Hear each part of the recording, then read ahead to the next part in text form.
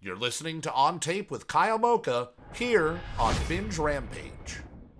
Today's episode, we will be focusing on the 1994 cult classic Blank Check, a movie that might lack a lot in depth, but what it lacks in depth, it makes up for in STYLE style. On Tape is an article series reviewing movies from the 2000s and before. All films reviewed must have been released on VHS to qualify for consideration. You can leave a suggestion for a movie to review in the comments. Don't forget to like, subscribe, and hit that bell. In 1994, the world of cinema was obsessed with pumping out family and kid-friendly films, largely due to the popularity of Home Alone.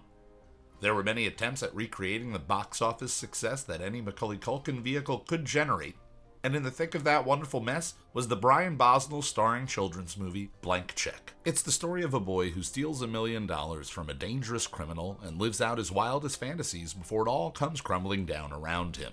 I've had this movie since I was 9 years old, and while it had been a long time since the last time I had just assumed Blank Check would stand the test of time. Dear sweet Jesus, was I wrong. Obviously, spoiler alerts are in full effect for this 28-year-old children's film. The movie opens on a criminal, known only as Quigley, who escapes prison and runs down some perfectly lit railroad tracks to find a suitcase with a cool hard $1 million in cash that he had stashed amongst some rubble. No telling how long he was locked up for before escaping, but my immediate thought upon rewatching was, wow, you really should have hid that better. You're lucky somebody didn't just stumble upon it and blow all of it on some grade A smack and D-level streetwalkers. That would have been a much different movie, but I would watch that movie. Cut to Preston Waters, played by Brian Bosnell, a.k.a. Andy Keaton from Family Ties, a.k.a. Alexander, the son of Worf from Star Trek: The Next Generation. Preston is an 11-year-old boy who is suffering through a mediocre adolescence with a pair of future date rapists for brothers and parents that really just don't understand. Preston's family appears to be pretty decently well off, judging from their home and ability to buy a brand new Macintosh computer for the two bozo brothers who have a new startup business. They don't even know how to use it. But this is a perfect time for Preston to show to the audience his natural skills behind a keyboard. Foreshadowing. Preston's dad doesn't seem to like him that much, and his mom appears to just go with the flow. There is not much character development for Mrs. Waters. She practically disappears for the majority of the movie while her son is working for some... Okay, hold up. We'll get to that later. You may remember Preston's father, Mr. Waters, played by James Reborn, from small roles in The Talented Mr. Ripley, Meet the Parents, or Homeland, but to me, he will always be the intelligence agent working for President Bill Pullman in Independence Day. You remember that scene where they're all talking about Area 51 not existing? Reborn has that great line, "That's not entirely accurate." Excuse me, Mr. President. That's not entirely accurate. Sadly, Reborn passed away in 2014 from complications due to melanoma. Oh, and Preston's mom? That's Jane Atkinson, a.k.a. Jesse's foster mom from Free Willy. You may also remember her from Free Willy 2, or that one episode of The X-Files with the invisible elephant. She is still alive and well. In Blank Check, Mr. Waters is a seemingly detached father bent on teaching his son a lesson about earning money, and his wife is obviously 100% on board with the cold-hearted approach. Again, Preston is 11. He just wants enough money to ride the goddamn roller coaster so he can for once fit in at school and not let the snotty little redhead douchebag Butch ruin his life. Don't be such a cheap bastard, Dad. And then he gives Preston's bedroom to the idiot brothers to use as an office. Somebody needs to learn the power of a hug. The parents' demeanor would make sense if maybe they had a pressing business issue distracting them, or maybe the death of a fourth child that we never talk about, or if Preston is actually the mailman's son and everyone knows it but him. But no, you're 11, that's practically a man, get a job. I'm starting to get a feeling that something is going to change for Preston. Preston's position on the social totem pole, pretty low, is on full display at Butch's birthday. Being the poor kid at the amusement park where you pay for every individual ride really pulls at the heartstrings. Also, Butch is just a twat. Why are all the twat characters in movies from the 90s played by redheads? the O'Doyles, Shermanator, insert other example, Scott Evil. Preston doesn't help his case by still trying to have fun riding the carousel and other kiddie rides. Are you dumb, Preston? Just hide in the bathroom till pickup time. No one will notice. Speaking from experience. Back at home, Preston shows a little bit of rage when he wishes for his brothers to be murdered for his birthday, which is another way this movie could have gone, and I would definitely watch a movie about a kid wishing people dead as he blows out his candles. It's like a darker Liar Liar. You could call it Murder. Preston gets a check in the mail for his birthday. God, I miss getting paid by relatives you barely know just for being alive. But the old lady who wrote it left it blank. It's a blank check, but not the blank check. So his father, Mr. Waters, fills it out for $11. He's even cheap with other people's money.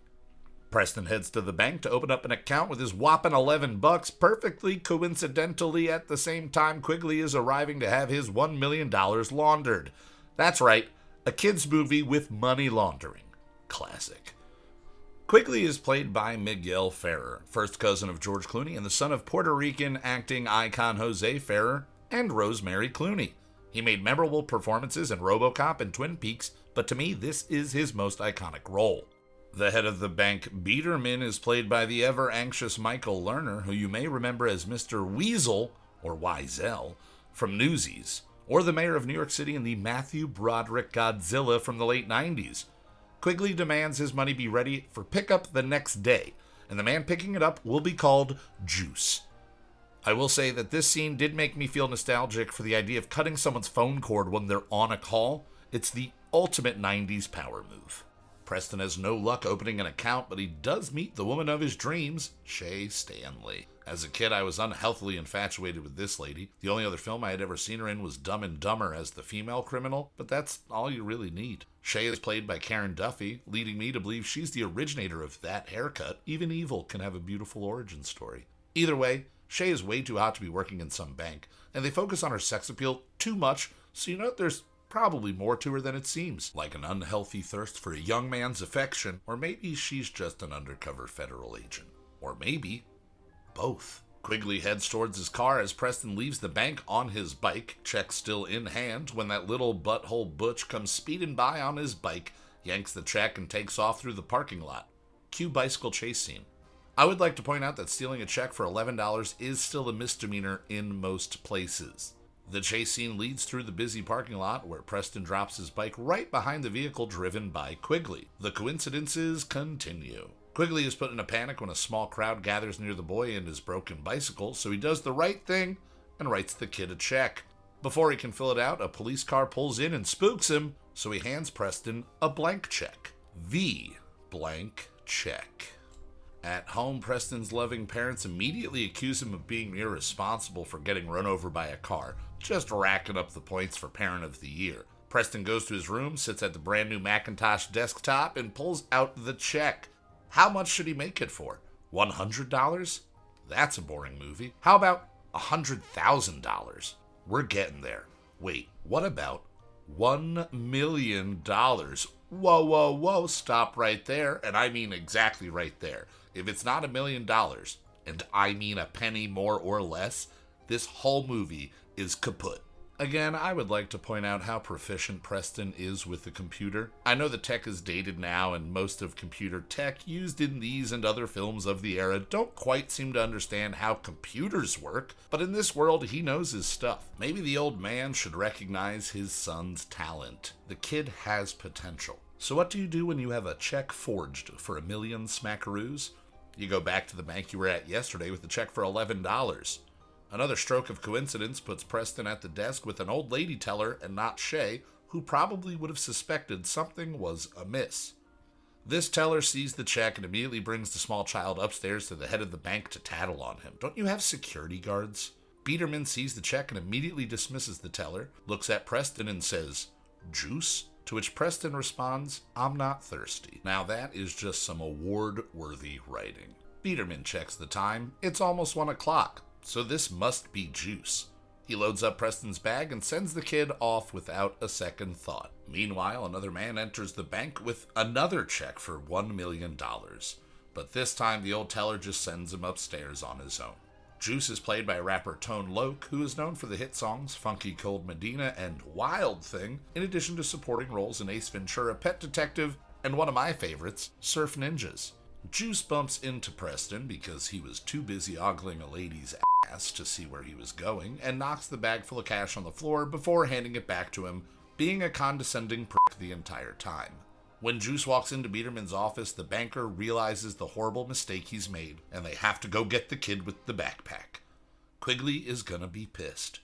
And like that, the kid is gone.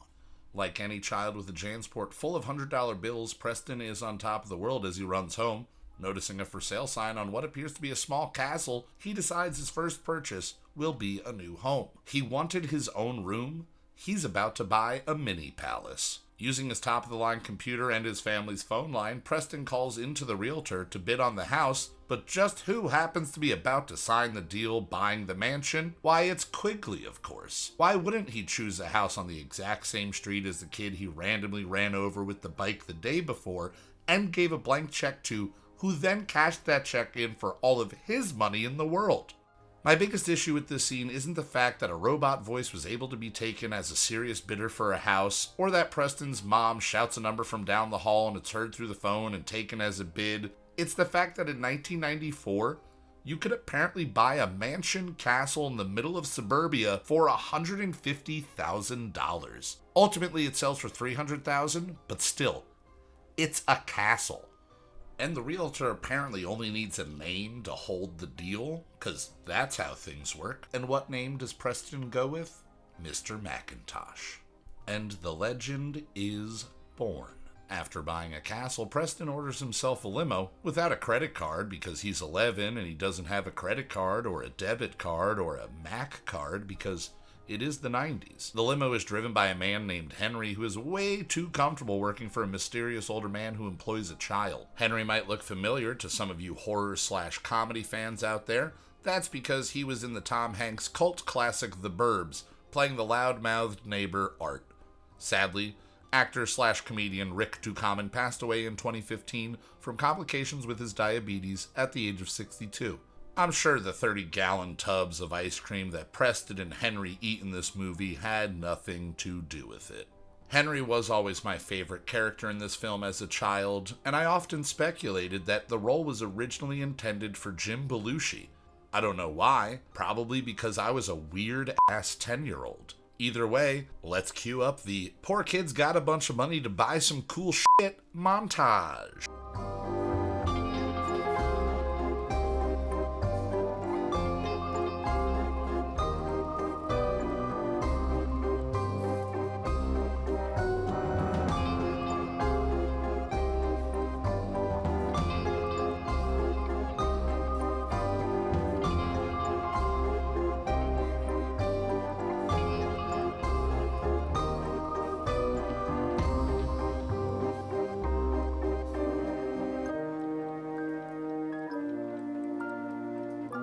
Henry and Preston tear it up all over town buying big toys, stylish clothes, and sunglasses that would make Dwayne Wayne jealous.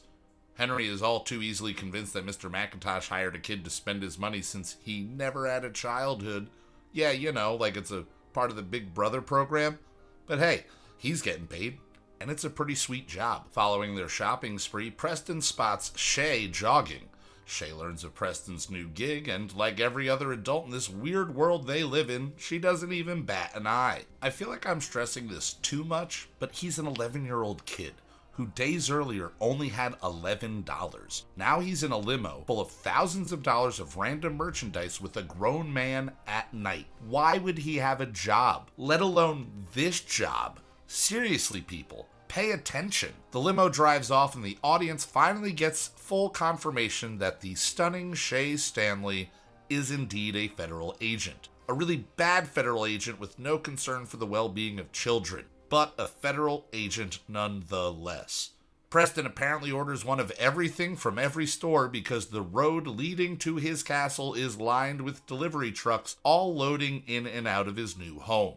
Preston's dad is not happy with the traffic and goes to say something to the person in charge, only to discover it's his son. Hey Dad, you said get a job. Booyah! Preston gets a racetrack with mini race cars, a water slide from the office to the pool, a wall of TVs, arcade game, giant sumo wrestler outfits. You know, everything a grown-up billionaire like Mr. McIntosh would buy for himself. Not suspicious at all. At this point, doing rough mental math, I'd say this kid is almost broke, but he's doing it with S-T-Y-L-E, style.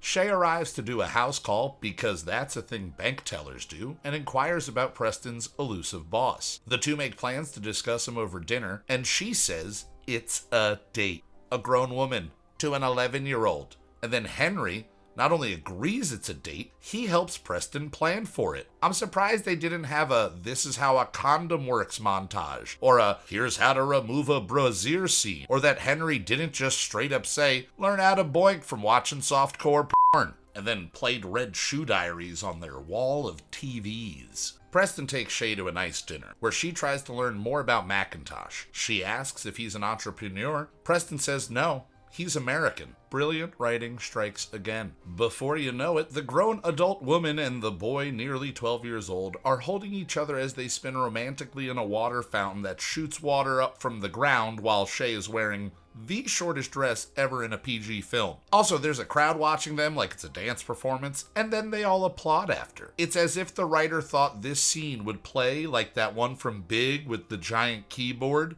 but at least that kid was big, and I'm sorry, Shay Stanley ain't no Robert Loggia. After the frolic in the fountain, Preston invites Shay to McIntosh's birthday party, which happens to be the same day of his birthday, and she accepts, once again stating, it's a date. This girl moves too fast. You ever think of just saying, "see you there," or "sounds good," or "cool"? Cool. You're gonna ruin this boy's expectations of women for his life. Preston apparently has a party planner working to organize McIntosh's birthday. We never see him hire her, so I just assume when you're rich and mention you're throwing a party, a planner just magically shows up. This lady is way too comfortable reaching into a backpack and pulling out wads of cash without even counting it.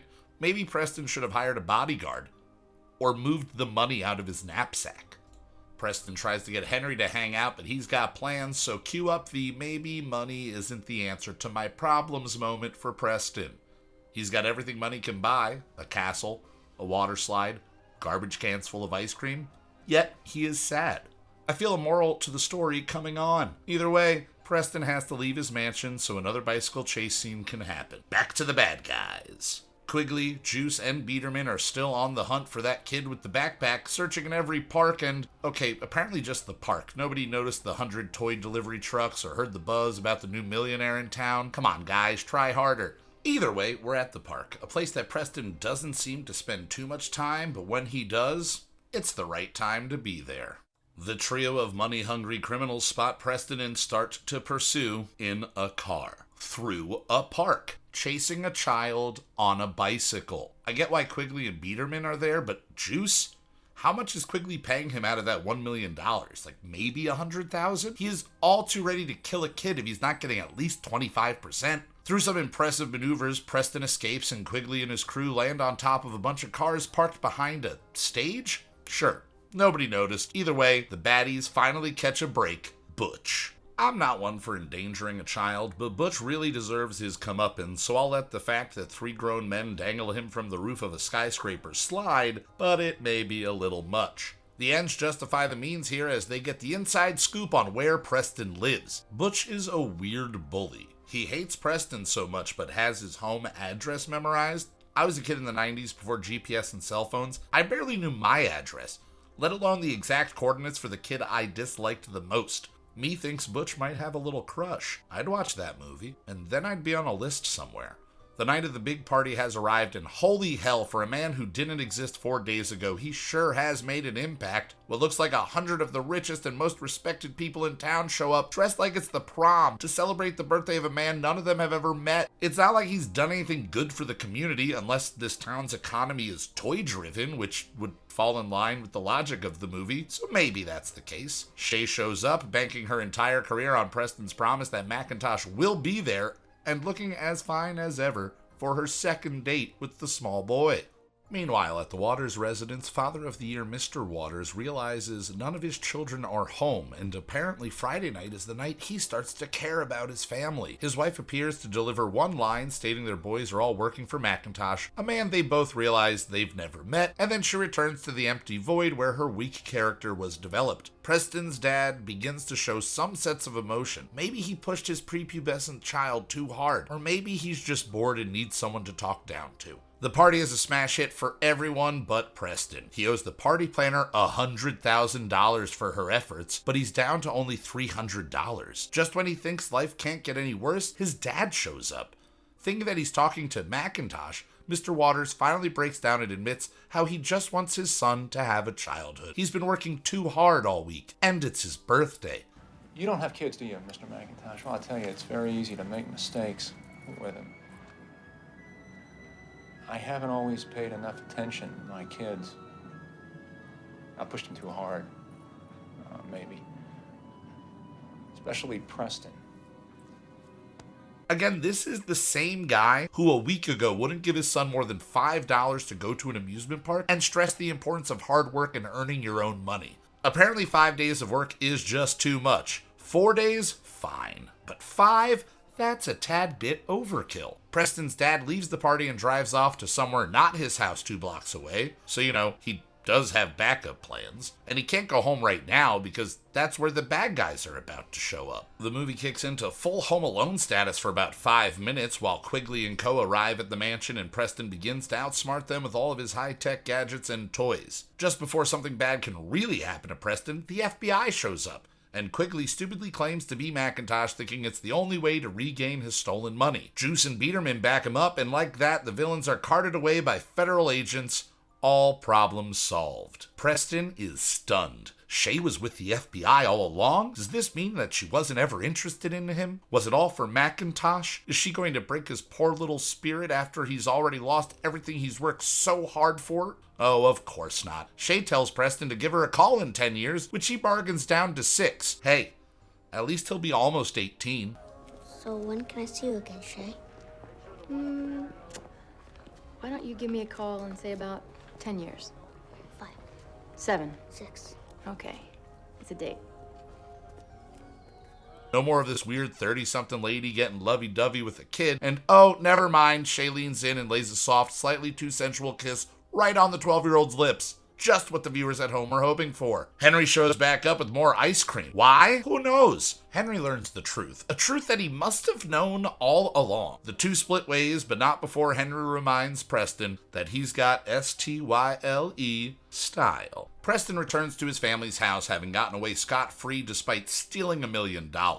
We're led to believe that all of his family issues have been resolved. His dad loves him. His brothers respect him. Oh, and his mom, she's returned from that charging pad she sleeps on to bring some cake. Preston just had everything in the world a kid could want. So what does he wish for on his birthday? All of his cool toys back? A new castle? The murder of his brothers? He never quite says. But we all know, with that look on his eye, Preston's wishing for more age-inappropriate interactions with Shay. End movie. So what is the overall moral of this story? Money can't buy happiness? Lying never solved anything? Women can be perverts too? Oh, it's somewhere in there. Blank Check was directed by Rupert Wainwright, a man who made a career for himself directing music videos for You Can't Touch This and Straight Outta Compton, which might be how Tone Loc got roped into this film. Wainwright would go on to direct the less than stellar remake of The Fog, starring Smallville's Tom Welling. The script for Blank Check was partially penned by Colby Carr, a person with no other writing credits to their name, and Blake Snyder, who is apparently a well-respected author with 3 books exploring the subject of screenwriting, despite his only other film being the Estelle Getty Sylvester Stallone action comedy Stop or My Mom Will Shoot. The film was made with a budget of $13 million and raked in over $30.5 million at the box office alone. It opened in February of '94 and came in 3rd at the box office, behind Ace Ventura: Pet Detective and the Kim Basinger Alec Baldwin action thriller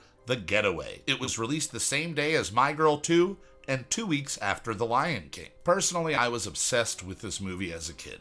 The toys, the house, the thrilling chase scenes, I could not get enough. The kiss never even registered with me as something odd. But as a young, horned-up boy watching this over and over, I can only imagine that I was putting myself in Preston's shoes, and hell, I wouldn't be complaining. I'd estimate that I've seen Blank Check a minimum of 50 times, but it's been close to 20 years since my previous viewing, till today. Watching this as an adult, the entire relationship between Shay and Preston is not only ridiculous, it's pretty damn creepy. But my biggest issue with the film is how his family and the rest of the townspeople see no issue with the kid working for a mysterious unknown billionaire. It's pure fantasy, and I think that's where we should file Blank Check. It's a children's fantasy movie from a hip-hop music video director aimed at kids who are looking for an escape from their mundane life. If you haven't seen this movie before, there isn't much reason to see it now. If you loved Blank Check as a kid and are thinking about jumping back in to swim in the 90s nostalgia pool, I recommend leaving it in your memory where it belongs. But if you want to check it out for the first time or the 50th, you can find it streaming online on Disney+. Or find a friend with a VHS collection. I'm sure it's in there. But treat that friend with respect, because they've got STYLE style. Thanks for watching this video on Binge Rampage. If you haven't already, click that subscribe button, and don't forget to hit that bell for all future videos. Tune in live this Wednesday, January 25th for the first Binge Report, live here on Binge Rampage.